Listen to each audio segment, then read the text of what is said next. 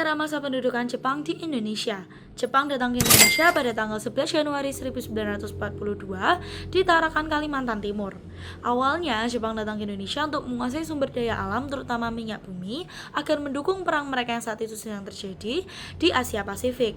Namun lama-kelamaan justru wilayah kekuasaan mereka semakin meluas hingga ke Pontianak, Banjarmasin, Samarinda, dan akhirnya menyebar ke seluruh Pulau Jawa.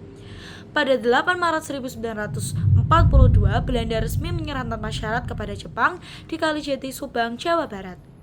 Ini akhirnya menandai awal era masa pendudukan Jepang di Indonesia.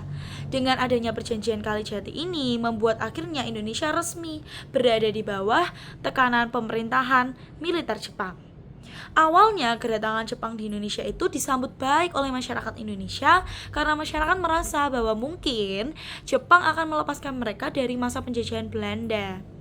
Jepang sendiri bahkan memutar lagu Indonesia Raya di radio sebagai bentuk dukungan mereka untuk kemerdekaan Indonesia. Namun harapan masyarakat saat itu segera pudar karena ternyata Jepang menerapkan sistem pemerintahan militer yang juga lebih keras dan memaksa rakyat Indonesia bekerja menjadi romusha atau buruh paksa untuk membantu kepentingan perang Jepang. Jepang membagi Indonesia menjadi 3 wilayah pemerintahan militer, Jawa dan Madura, Kalimantan dan wilayah timur lainnya, sehingga Sumatera. Kebijakan ini menimbulkan penderitaan termasuk kelaparan, kekurangan pakaian, hingga pekerjaan yang sangat berat bagi rakyat Indonesia.